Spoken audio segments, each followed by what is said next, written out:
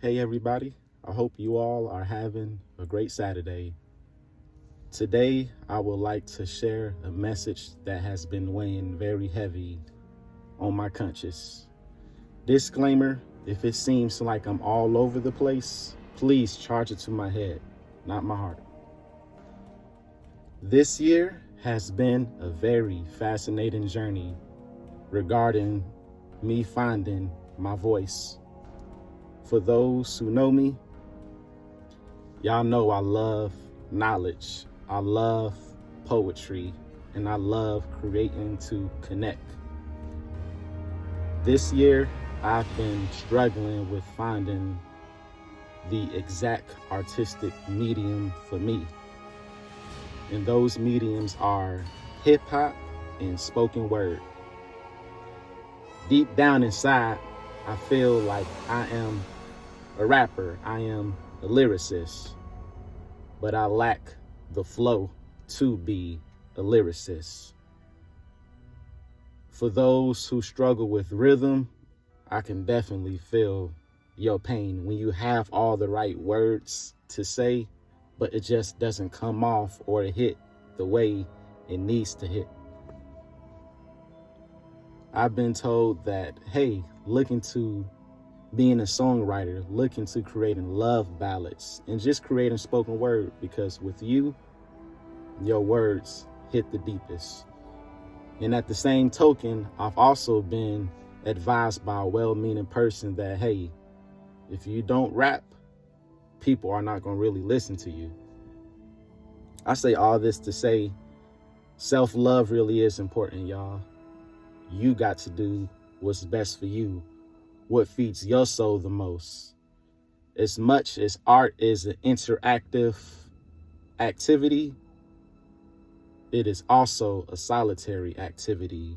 You must connect to who you really are. You are your own audience.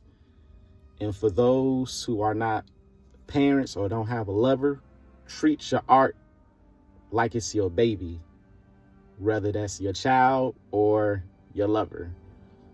I see why they say artists are so sensitive about their stuff, because it truly is a part of us.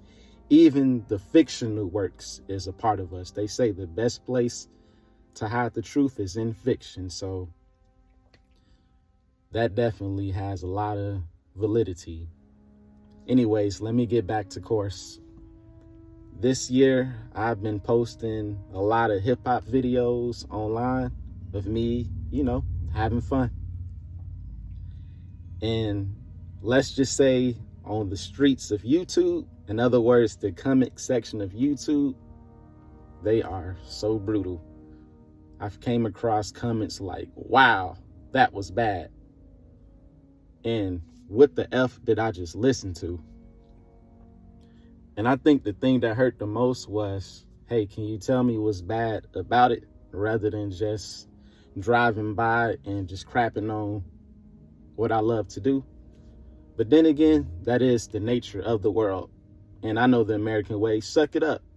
Pick yourself up by your own bootstraps. Don't sweat the small stuff. And that is so true. A great friend of mine told me, hey, Kahari, create from the soul first, and all things will be added fruitfully upon you. And that is my message to you all. Please create from the soul first and foremost. Don't worry about the results. Art is meant to be for the creator first. Of course, you want to connect to your audience, but you got to remember, it's not a sport. It's not like you Ja Morant trying to posterize somebody all the time.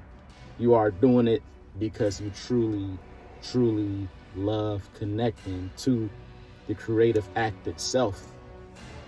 So be kind to your inner child. Be kind to your inner lover. And as far as myself, regarding my journey with spoken word and hip hop, I realized that spoken word is by far my stronger suit, but hip hop will always be a part of me. Hip hop, which means, rap.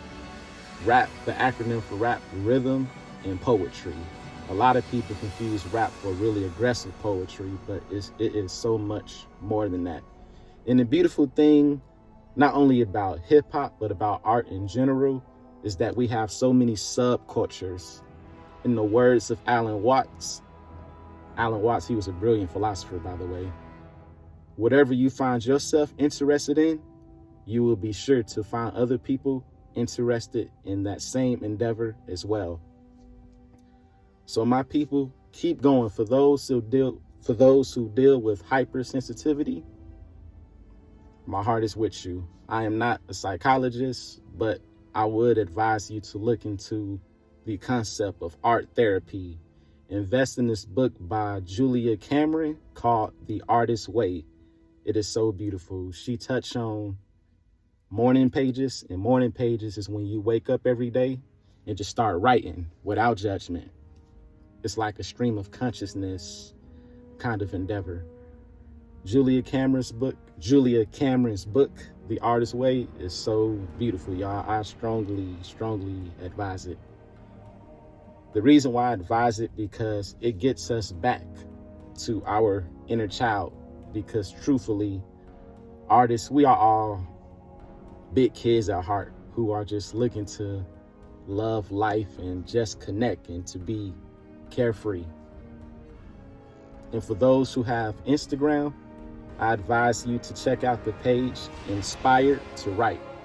It is so amazing. There's just one concept that the curator of the page touched upon, which is called creative people pleaser. And that totally mirrored how I feel sometimes, which is being a creative people pleaser. But as an artist, you got to create for yourself. Of course, create to connect to people, but please create because you love it. And thank you all for sticking with me. It's been a long time. And I truly appreciate all of you all who gave me not only your attention, because attention is quality, but for those who also, spoke to me and gave me words of encouragement. It means so much. I really appreciate it. And for my artists out there who deal with self-doubt, who deal with embarrassment, second guessing, hypersensitivity, and rejection, just know that I am rooting for you. Your story is never over.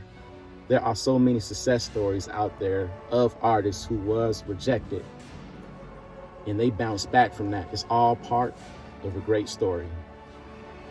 And art is such a blessing. It really is such a blessing. It is the invisible made visible. There are so many beautiful things out there in the world because people had the courage to create.